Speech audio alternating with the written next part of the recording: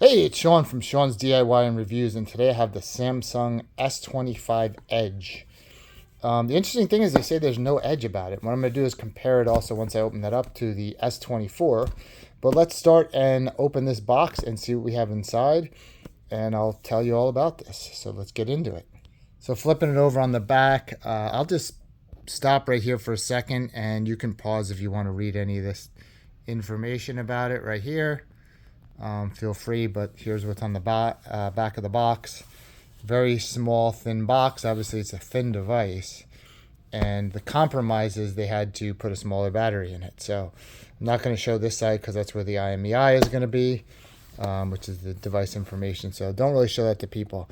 Here is the little tab right here. You can just grab this and just pull it. Even goes with one hand, which is nice and easy to take that off. And then down here, the same thing. I'm gonna go ahead and take this one off, and for now I'm just gonna basically do the unboxing, show you what it looks like, and then later on when I set it up on my new service, then I'll be able to tell you a little bit more about it and what my thoughts are over time. But of course, by all means, ask any questions below. Do you like this phone? Is it something you're considering? I've heard other people say nobody really wanted the super thin phone, they just really wanted a bigger battery. So here's the device itself. Looks really cool. Look how thin that is. It's hard to really, obviously you're just seeing this here in my hand. It's got a strange, I guess, screen cover that's completely black. That's kind of odd, right?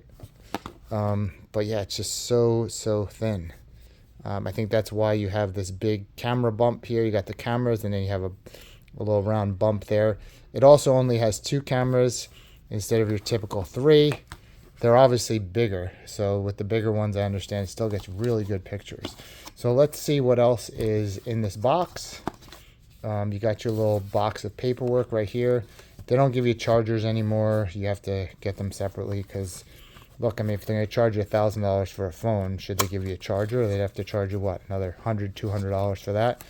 It seems kind of ridiculous, but that's kind of the world we live in right now. So I'm going to peel this off right here, and then it's weird because it's actual paper, so you can't see through that at all. I'm going to press the button and turn that on, and while that's going, hopefully I'll be turning on, we'll look a little bit into what's in this box here. I'm guessing just really a SIM card tray and some paperwork.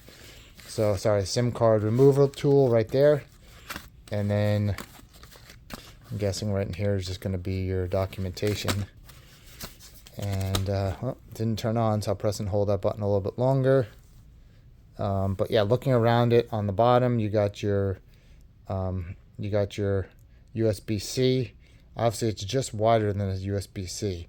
The phone that I had that's most similar to this, I think, as far as thickness, was the Surface Duo. It was probably close to this thin. But you can see really how thin that is. And there's your SIM card tray, speaker right there. And this has to be the power. I don't think it would come out of the box without any power on it. So I'm going to go ahead and press and hold that maybe for a few more seconds. But maybe it is. So let me plug it in. Sure enough, once I reached down for my charger, boom, it turned on. And you're good to go. So there's your quick start guide. Look at that. It does come with a cable. So at least they give you that. So no complaints as far as that goes. USB-C to USB-C, obviously. Start and welcome there. And then, strangely, you have this little guy here with nothing in it. Just, I guess, decorations to the box.